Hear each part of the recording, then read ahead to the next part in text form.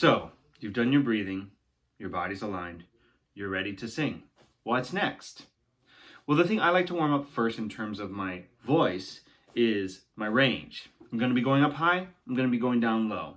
So it helps to get familiar with that part of my mechanism as soon as possible, right? So one of my favorite ways to do that is with coo sirens, but I like to do them on a neutral syllable, an open syllable like ah. So this is a demonstration of what that sounds like. Ah.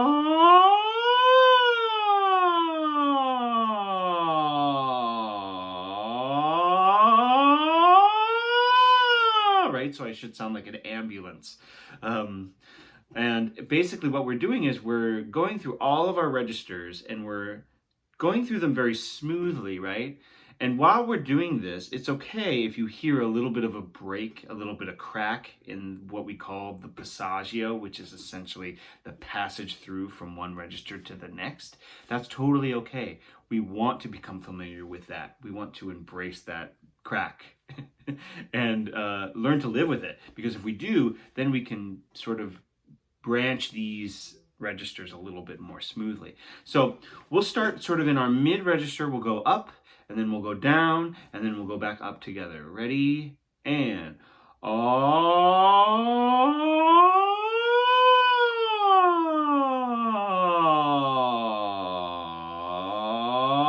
meeting back in the middle, right? Good. Now, another thing I like to do with these is to do the same thing except with a lip trill. Now, a lip trill is basically when you put your lips together lightly and you put the tongue at the top of your back teeth, your hard palate right here, and you kind of blow air through, sort of like, right? So when I was a kid, I used to watch Home Alone, and I always used to get to the part where the guy on the television screen shoots the Tommy gun, and he says, "Merry Christmas, you filthy animals," and he always used to shoot the Tommy gun, and I always used to shoot it with him, going with my with my lips. So that's essentially what a lip trill is, right? So if we do that through our registers, it has a similar effect to the coo siren that we just did before, but it adds one additional element, which I will talk about in a second, but let's just try it together. So we're starting at our middle range, going up, down, and then back up on a lip trill. Try a couple of lip trills just to get used to the idea.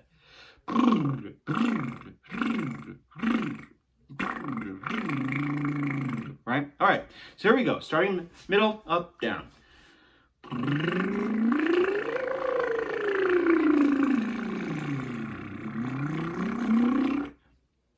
Do this a couple times. Go until you're out of breath entirely. This is a very good exercise. I'm just going to go for a little while, just going up and down my registers until I run out of breath. So I invite you to do the same thing with me.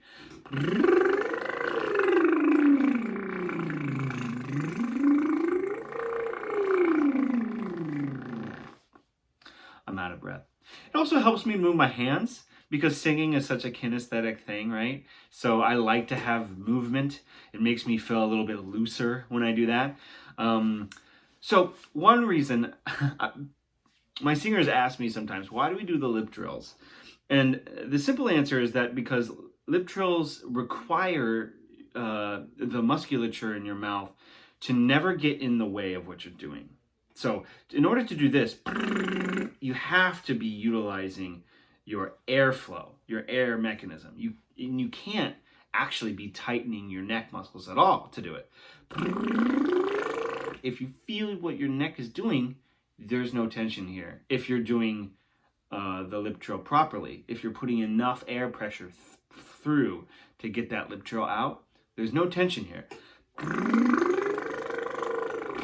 It even helps to massage your neck a little bit and take that over and think, oh, I'm singing and I have all this neck tension. Or, hey, I don't have any neck tension when I'm singing. That's a good sign, right? So I invite you to always be massaging yourself and touching and then moving. This is all part of the same structure and the same mechanism, right? So one of the other things I do when talking about range and just getting the voice warmed up to sing is it helps to have a starting point, right? So something that I like to do is sort of pick somewhere in the middle of my range and just do a simple exercise just to start the phonation process, right?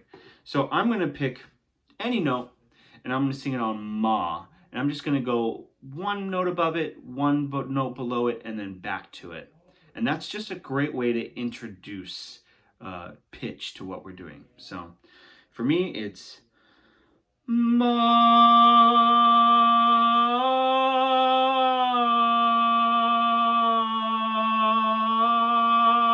right? And I ran out of breath there. And that's okay. Running out of breath is fine. We all do it. We have to take a breath in eventually. So I'll do it again, and I'll try it in a different register for you all to sing with me.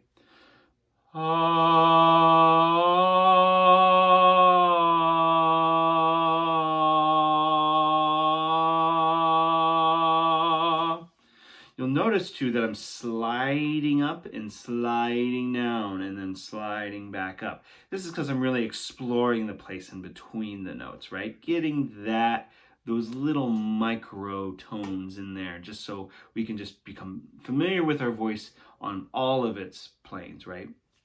So doing that for a period of time is very helpful. So we've done this with our range, and then we've picked one spot in our range to sort of utilize our airflow, utilize our tone, right?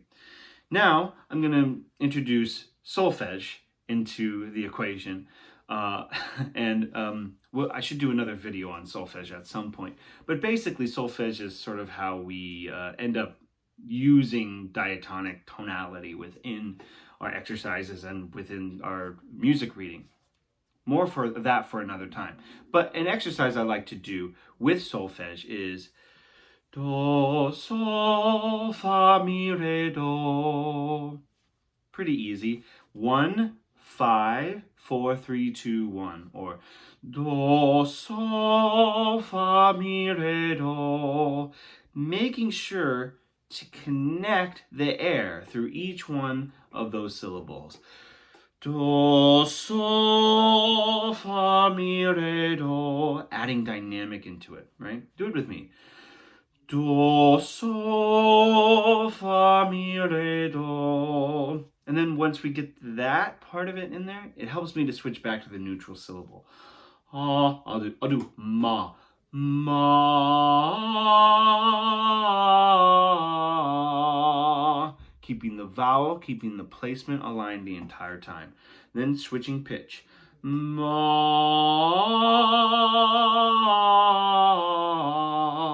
Ma. Ma.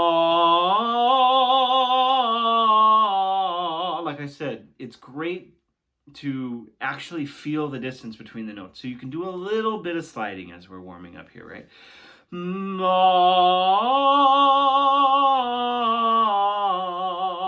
ma, ma, ma,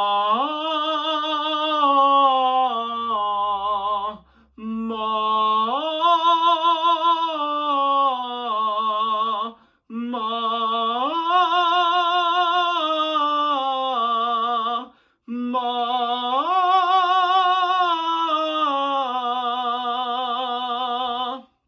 and so on and so forth.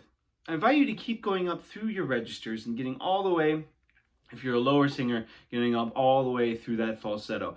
And back down, right? Just really exploring and experimenting with that range. Now, if you want to go down, which the bassists in the audience are probably saying, yes, Evan, we've been waiting for this. Take a shot of your whiskey and meet me back here in 5. Basically, you can do the same thing going downward, right? Just experimenting with your natural resonance as you go down. So, fa, mi, re, do, ma, and down, ma. I actually like to do a gesture that goes up. An opposing kinesthetic helps us keep the tone light and easy on our way down, not to let gravity take control and want us to push down, right? Ma, ma, much more natural sound. Ma, ma, right? Pushed. That's not what we want. Ma, and down, ma, and down, ma, two more, ma, last one, ma, I'm not a bass. Very good. Good job. Good job. Next time we'll cover solfege, then we'll also cover tone placement and how to utilize the breath and get through long phrases and dynamic. So that's all on the plate for the future. Thanks for tuning in, everybody.